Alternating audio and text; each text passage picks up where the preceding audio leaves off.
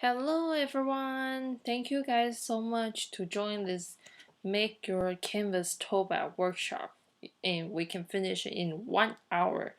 If you started to learn how to make your tote bag, it's really easy and you can make your own design, even draw on top your design to finish a unique bag, one and only. Okay, now you're going to curious, who am I? My name's Ruby. My major is fashion design and the founder of Madebymt.com. It's been 2 years of blogging, and I have two furry babies.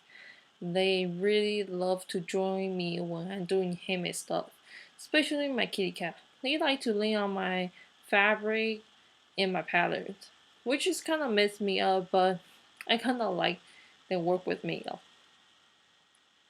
Okay, here's a tool you need. First, canvas fabric 1 yard.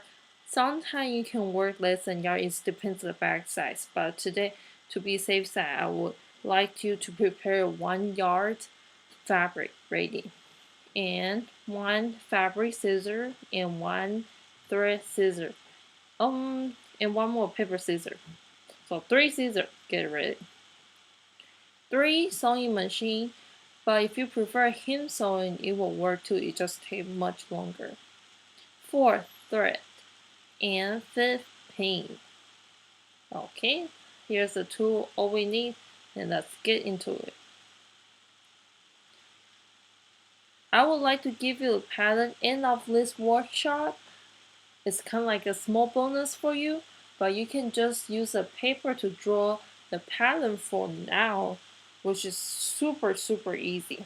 You can get a big piece of paper like newspaper size. Don't need to be a newspaper size.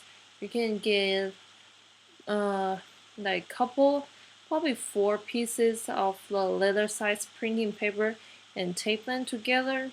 That should be enough for you. Or just get a newspaper and to draw the size on top. Like a back body pattern, you need to be 33 cm times 28 cm. Handle pattern, you need to be 7 cm times 35. This is including the seam allowance, so you don't need to put extra sewing allowance on top. If you do, your bag will be bigger if you prefer that way. Okay, now we need to figure out when you get the fabric. A lot of people confuse the fabric inside part and outside part. You can use this way to figure out really easily. When you get the fabric, on the side will have a bunch of little holes. If you can feel the smooth side, that one, and that usually is outside. Inside part, you can feel the needle go through, so it's kind of rough kind of this rough kind of texture. And most of the part, outside fabric usually shinier than the inside part. So that's the two top tips for you to figure out. Okay, and we need to get fabric iron ready to make it smooth and actually right in the the weaving, make it correct so the project will show up more correctly. And remember, when you iron your fabric, follow the cross rules. Look at this cross, just cross looking, so you can go up and down, right and left. So just don't randomly all of a sudden go straight. Sorry, not straight. Go like real ways. That will mess up the weaving of the fabric. Okay, then let's figure out the straight and cross side. If you see the fabric side have a bunch of little tiny things on the side, that's straight, and other side is more stretching, that's cross side. Most of the pattern we follow by the straight. Okay, because that's more not it's not that easy to change the shape because it's not that flexible. Okay, when we get ready to cut the fabric, fold your fabric half, and you need to be fold the outside in the inside part, so you will show the outside Sorry, I'm confused. You need to put outside in, so when you fold it, in the inside part is showing up when we cut the fabric. So it's like the way we sew it too. Follow this rule, but this is more affecting when you sewing clothes. I will usually cut the fabric be kind of have 5 cm rule. I don't like to be too close by the fabric little hole that side. But if you're doing bags, little project, it doesn't affect so much. When you're doing clothes, I will always leave a little part of them, so it won't affect my fabric weaving part. So the clothes will show up more corrected. Okay, so this time I didn't follow the 5 cm rule. I just try to save the fabric as I can. Here's the way I put my fabric look like. You can try to adjust and look at how you can save more fabric this way. I usually just move around, check a couple times before I actually cut it. Okay, and you need to use couple pin to pin the fabric, pin the pattern on the fabric. I usually do in the corner that side, and usually all the 4 corners. If it's a big pattern like the back pattern, I will definitely use 4 to make sure they won't move around when I cut it. Okay, now it's the fun part. Okay, I just want to make sure I'm not doing too fast for you guys. I'm hoping you guys keep it up right now. And don't worry, this one I'm going to have replay, and we have a pattern and all those tips for you, so you can rewatch again if you need to catch up. Okay, and remember we cut a bag pattern. It's like this one, square looking shape, and we're gonna start sewing. So this 2 sides, and usually my seam allowance is about 1.5 cm or 1 cm, and you can just move around inside a little bit and start sewing. After you're done with 2 sides, you can use circle machine to finish the side, so don't make the fabric loosen up. Right now I'm waiting for my circle machine coming, so I didn't do this part, but you can do this part to make sure the back more finished looking. Okay, and next one is fold in the end of part to in the evenly 5 cm 5 cm, so total is 10 cm, and then we're going to sew them together like this one. Okay, most of the time I would prefer use video kind of teaching way, but right now because I only have by myself, my husband can help me record it, so I'm making sure it's use a really step by step picture looking to show you guys. Okay, and after you sew that part, you can decide to cut it off or just use circle machine to finish the fabric side, and usually they will just cut it off automatically. And make sure you do the same way on the next one. Okay, here's a little pictures of my puppy like to work with me. Okay, now we're going to finish the back top. Fold it 1 time on the top. I'll usually fold it and iron to make sure they have a line of mark, so make it more easy. Fold it once and then double it. So usually the size will be around 2.5 to 3 cm, and we'll just iron it to make it stay that's the place. If you're not secure about that way, you can definitely use pin to make it sure they stay in the right place. And I just start sewing by the back side, so you can hide your sewing kind of mark on the side. It's not as obvious in the front looking. There you go. I sew them quite often, so sometimes the more easy part I just don't use pins, so I usually just use my hand to pull it to make sure it's evenly looking. That's how I sew. Okay, right now we're going to gate handle ready. We are so close to finish this bag. Sounds a lot of steps. Don't worry, we're going to get this done. Okay, when you get a handle pattern, handle fabric right now, look at right now this picture. Fold two side, like 1 cm allowance, fold it in, will be like this picture. Fold it once and fold it other side, and then fold it all together. So, total will be 3 times. Fold it 3 times, and then we're going to start sewing. Will turn out look like this. So one side and finish the one side. Okay, if you get your handle ready, will look like this one. And end of the part is kind of the fabric kind of coming out. I usually use circle machine to finish the edges. It definitely will help. And I will usually cut a tiny little ankle because it make it more easier when I put on the fabric bag. Okay, that's how it looks like, and I will fold it in around 2 cm. Okay, right now we're back to the back pattern back right now. If you have the pattern, usually will mark where's the part to put the sewing on top of the handle. But in the beginning, I just teach you to use a big piece of paper to put it on. And I can tell you, sorry, give me 1 second, my computer almost dead. So I need to charge it.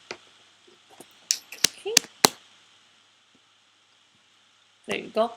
Okay, if you don't have pattern or you forget the to mark it to make sure where it goes, have a little tip for you. You can fold your bag 3 times. Right now the picture looking. Then you can figure out where to put your handle on.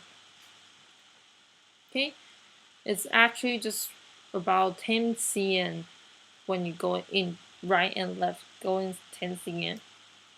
Okay, and we just put the handle on top. See, I cut a little edges so when I sew on top, it won't show as much in the outside. One way you can put handle outside and one handle inside. I do it 2 ways to show you how it looks like, so you can decide you want to put it outside or inside. I do see a lot of handle put outside in the bigger bag, not as much in the small bag.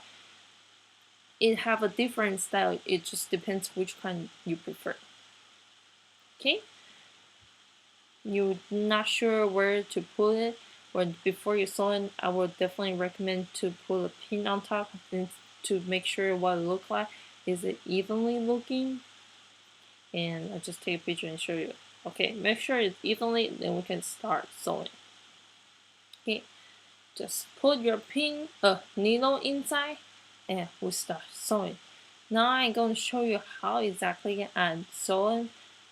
Need to follow this way. Okay, we start on, let me make sure I have my mouse so make it more easy to show you.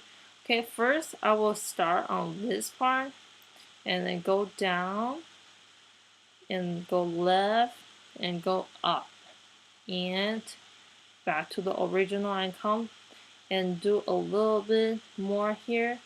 Sometimes just going down here and make an X here and going down again and going up. And if it is the end, I will usually come back reverse a little bit to finish the sewing part. Okay, is it pretty clear? That's why I put numbers to make sure you guys understand the way. I'll say it one more time. If you start sewing, like look at this, I start coming down and turn your back to sew this way and go up and go right and coming down again. It's kind of reverse. I'll finish one more time and go up and coming down here again, do the other line to up here and reverse a little bit more to finish the sewing. Okay, hope you guys understand this part, which is really important. If you sew the handle really strongly, the thing you can put inside the bag actually more. They can handle the weight more. So a lot of times, like a really heavy duty bag, they usually sew in like probably 2 times or sometimes 3 times. And some of them put the metal bottom on top, which is double heavy duty for you. But right now, I'm not going to teach you that part. I'm just going to teach you the sewing part for you. Okay, here's I put the handle outside look like. So we'll show up like X. Let me make it bigger for you. Show up look like X. If you want to put inside, the handle will look like this. It's pretty much exactly step I put it outside. But you just need to look out. The part is when the bottom string will actually show in the front, so make sure your bottom string is actually the tightness on the sewing machine. Okay, after you finish your project, don't forget to iron it to make sure they look even and pretty. Follow the cross roll, go up and down, right and left until it looks smooth looking for you.